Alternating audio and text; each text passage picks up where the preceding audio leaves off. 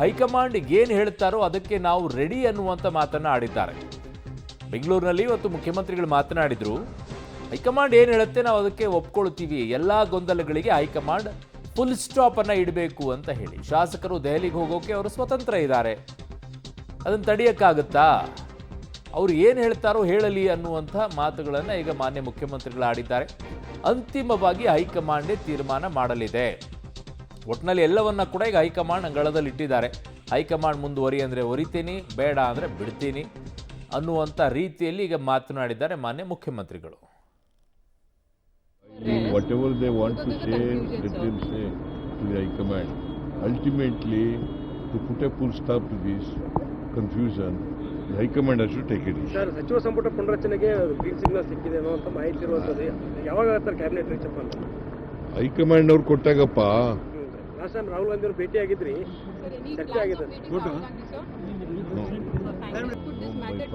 Whatever they want to say, let them say to the High Command. Ultimately, to put a full stop to this confusion, the High Command has to take it. Sir, ಸಚಿವ ಸಂಪುಟ ಪುನರಚನೆಗೆ green signal ಸಿಕ್ಕಿದೆ ಅನ್ನೋ ಅಂತ ಮಾಹಿತಿ ಇರುವಂಥದ್ದು. ಯಾವಾಗ sir cabinet reach up ಅಂತ high command ಅವ್ರು ಕೊಟ್ಟಾಗಪ್ಪ. ಲಾಸ್ಟ್ ಟೈಮ್ ರಾಹುಲ್ ಗಾಂಧಿ ಅವರು ಭೇಟಿ ಆಗಿದ್ರಿ, ಚರ್ಚೆ ಆಗಿದೆ. ಇದರ ಅರ್ಥ ಏನು ಆಗಿದ್ದಾಗ ಮಾನ್ಯ ಮುಖ್ಯಮಂತ್ರಿಗಳು ಹೇಳ್ತಾ ಇರುವಂಥ ಮಾತಿನ ಅರ್ಥ ಅಂದರೆ ನಡೆದಿರುವಂಥದ್ದು ಎಲ್ಲವೂ ಕೂಡ ಇದೆ, ಬಟ್ ನಿರ್ಧಾರವನ್ನು ತೆಗೆದುಕೊಳ್ಬೇಕಾಗಿರುವಂಥದ್ದು ಹೈಕಮಾಂಡ್. ಸಿದ್ದರಾಮಯ್ಯನವರು ಕೊಟ್ಟೇ ಬಿಟ್ರ ಗುನ್ನ ಅಂತ ಹೇಳಿ. ಯಾಕೆ ಸಿದ್ದರಾಮಯ್ಯ ಫಸ್ಟ್ ಟೈಮ್ ಓಪನ್ ಗೇಮನ್ನು ಶುರು ಮಾಡಿದ್ದಾರಾ? ಗೊಂದಲ ಒಪ್ಪಿಕೊಂಡಿದ್ದಾರೆ ಸಿದ್ದರಾಮಯ್ಯನವರು. ಏನ್ ಗೊಂದಲ ಆಗಿದ್ದಾಗ ಹೈಕಮಾಂಡ್ ಗೊಂದಲವನ್ನ ಬಗೆಹರಿಸಬೇಕು ಅಂತ ಸಿಎಂ ಅವರು ಹೇಳ್ತಾ ಇದ್ದಾರೆ. ರಾಹುಲ್ ಗಾಂಧಿ ಕೂಡ ಭೇಟಿಯಾಗಲ್ಲ ಅನ್ನುವಂಥ ಸಂದೇಶವನ್ನು ರವಾನಿಸ್ತಾ ಇದ್ದಾರೆ. ನಾನು ಎಲ್ಲದಕ್ಕೂ ಸಿದ್ಧ, ಎಲ್ಲದಕ್ಕೂ ಸೈ ಅನ್ನೋ ಆಟಕ್ಕೆ ನಿಂತ್ರ ಈಗ ಸಿದ್ದರಾಮಯ್ಯನವರು, ಅಥವಾ ಅವರಿಗೆ ಇಚ್ಛೆ ಇದ್ರೂ ಕೂಡ ಅವರ ಜೊತೆಗಿರುವಂಥವರು ನೀವೆಲ್ಲ ಹಂಗೆ ಮಾಡಬಾರ್ದು, ಇರಬೇಕು, ನೀವೇ ಮುಂದುವರಿಬೇಕು ಅಂತ ಹೇಳಿ ಅವ್ರನ್ನ ಪುಸಲಾಯಿಸಿ ಆ ನಿಟ್ಟಿನಲ್ಲಿ ತಂದಿಟ್ರ. ಬಹಳ ಇಂಪಾರ್ಟೆಂಟ್ ಇದೆ. ದೆಹಲಿಯಲ್ಲಿ ಆದಂಥ ಬೆಳವಣಿಗೆ ಬಗ್ಗೆ ಡಿ ಕೆ ಶಿವಕುಮಾರ್ ಅವರು ಮಾತನಾಡಿದ್ದು. ಇನ್ನೊಂದು ಕಡೆಗೆ ಈಗ ಸಿದ್ದರಾಮಯ್ಯನವರು ಈಗ ಆಗ್ತಾ ಇರುವಂಥ ಬೆಳವಣಿಗೆ ಬಗ್ಗೆ ಮಾತನಾಡ್ತಾ ಇರೋದು, ಗೊಂದಲ ಇರೋದಂತೂ ಸತ್ಯ ಅನ್ನೋದ್ರ ಬಗ್ಗೆ ಅವರು ಸ್ಪಷ್ಟನೆಯನ್ನು ಕೊಟ್ಟಿದ್ದಾರೆ. Whatever they want to say, let them say to the High Command.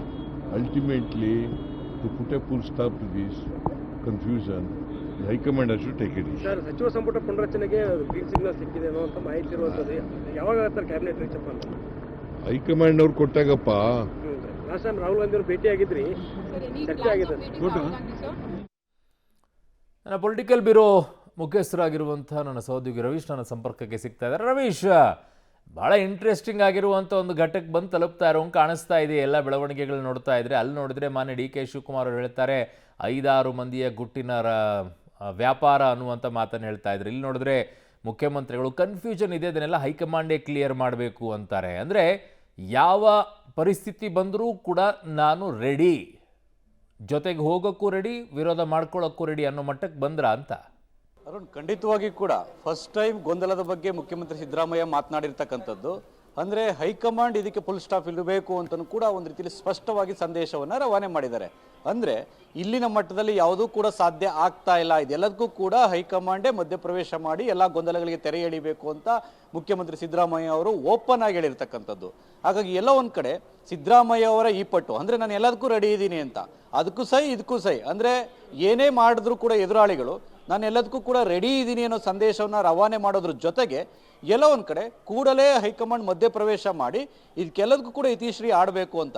ಯಾಕೆಂದರೆ ಶಾಸಕರು ಡೆಲ್ಲಿಗೆ ಹೋದ ಬಗ್ಗೆ ಮುಖ್ಯಮಂತ್ರಿ ಸಿದ್ದರಾಮಯ್ಯ ಅವರು ಬೇರೆ ಬೇರೆ ಕೆಲಸಕ್ಕೆ ಹೋಗ್ತಾರೆ ಅಂತ ಏನು ಸಮರ್ಥನೆ ಮಾಡ್ಕೊಳ್ಳಿಲ್ಲ. ಅವ್ರ ಒಪಿನಿಯನ್ ಹೇಳೋದಕ್ಕೆ ಸ್ವತಂತ್ರರು ಅನ್ನೋ ದಾಟಿಯಲ್ಲೇ ಮಾತನಾಡ್ತಾ ಇದ್ದಾರೆ ಕಳೆದ 2-3 ದಿನಗಳಿಂದಲೂ ಕೂಡ. ಹಾಗಾಗಿ ಎಲ್ಲ ಒಂದು ಕಡೆ ಅವ್ರಿಗೆ ಕ್ಲಿಯರ್ ಕಟ್ ಆಗಿ ಗೊತ್ತಿದೆ. ಯಾಕೆಂದರೆ ಮುಖ್ಯಮಂತ್ರಿ ಅಂದಮೇಲೆ ಅವ್ರಿಗೆ ಸಾಕಷ್ಟು ಒಂದು ರೀತಿಯಲ್ಲಿ ಗುಪ್ತಚರ ಮಾಹಿತಿ ಜೊತೆಗೆ ರಾಜಕೀಯವಾಗಿ ಕೂಡ ಸಾಕಷ್ಟು ಮಾಹಿತಿಗಳು ಅವ್ರಿಗೆ ಬರುತ್ತೆ. ಆ ಕಾರಣಗಳಿಗೋಸ್ಕರವಾಗಿ ಮುಖ್ಯಮಂತ್ರಿ ಸಿದ್ದರಾಮಯ್ಯ ಅವರು ಈ ಹೇಳಿಕೆಯನ್ನು ಕೊಟ್ಟಿರ್ತಕ್ಕಂಥದ್ದು.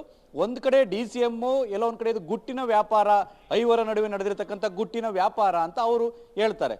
ಇನ್ನೊಂದು ಕಡೆ ಸಿದ್ದರಾಮಯ್ಯನವರು ಈ ಗೊಂದಲಗಳಿಗೆ ಎಲ್ಲದಕ್ಕೂ ಕೂಡ ಫುಲ್ ಸ್ಟಾಪ್ ಇಡಬೇಕು ಹೈಕಮಾಂಡ್ ಅಂತ ಕೂಡ ಇವರು ಹೇಳ್ತಾರೆ. ಹಾಗಾಗಿ ಎಲ್ಲ ಒಂದು ಕಡೆ ಒಂದು ಕ್ಲೈಮ್ಯಾಕ್ಸ್ ಹಂತಕ್ಕೆ ಬಂದು ತಲುಪ್ತಾ ಇದೆಯಾ ಈ ಒಂದು ಪವರ್ ಶೇರ್ ವಿಚಾರ ಅಂತ. ಹಾಗಾಗಿ ಈಗಷ್ಟೇ ಮಲ್ಲಿಕಾರ್ಜುನ್ ಖರ್ಗೆ ಅವರು ದೆಹಲಿನ ತಲುಪಿದ್ದಾರೆ.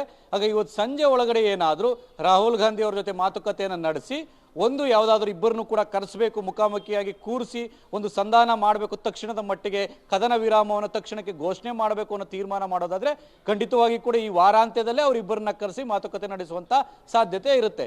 ಈ ಬಗ್ಗೆ ಮುಖ್ಯಮಂತ್ರಿ ಸಿದ್ದರಾಮಯ್ಯ ಅವರನ್ನ ಪ್ರಶ್ನೆ ಮಾಡಿದಾಗ, ಅಂದ್ರೆ ರಾಹುಲ್ ಗಾಂಧಿ ಅವ್ರನ್ನ ಭೇಟಿ ಮಾಡ್ತೀರಾ ಅಂತ, ಅದಕ್ಕೆ ಕಾವೇರಿ ನಿವಾಸದಲ್ಲೂ ಕೂಡ ಹೇಳಿದ್ರು ಇಲ್ಲ ಭೇಟಿ ಮಾಡಿಲ್ಲ, ನೋ ಅಂತ ಹೇಳಿದ್ರು. ಇಲ್ಲೂ ಕೂಡ ವಿಧಾನಸೌಧದ ಸಂದರ್ಭದಲ್ಲೂ ಕೂಡ ಡೆಲ್ಲಿಗೆ ಹೋಗ್ತೀರಾ ಅಂತ ಹೇಳಿದಂಥ ಸಂದರ್ಭದಲ್ಲೂ ಕೂಡ ವಿಧಾನಸೌಧದಲ್ಲೂ ಹೇಳಿದ್ರು ಇಲ್ಲ ಅನ್ನೋ ಮಾತುಗಳನ್ನಷ್ಟೇ ಹೇಳಿ ಹೊರಟರು. ಹಾಗೆ ಇದೆಲ್ಲವನ್ನು ಕೂಡ ನೋಡೋದಾದ್ರೆ ಎಲ್ಲ ಒಂದ್ ಕಡೆ ನೀವು ನಮ್ಗೆ ಕ್ಲಿಯರ್ ಆಗಿ ಈ ರೀತಿಯ ಮೆಸೇಜ್ ನಾವು ತೀರ್ಮಾನವನ್ನು ಮಾಡಿದ್ದೇವೆ ಅಂತ ನಮಗೆ ಕಳಿಸಿ ಆ ನಂತರ ನಾವು ತೀರ್ಮಾನ ಮಾಡ್ತೀವಿ ಅಂತ ಮೆಸೇಜ್ ಪಾಸ್ ಮಾಡೋದು ಕೂಡ ಇರ್ಬೋದು.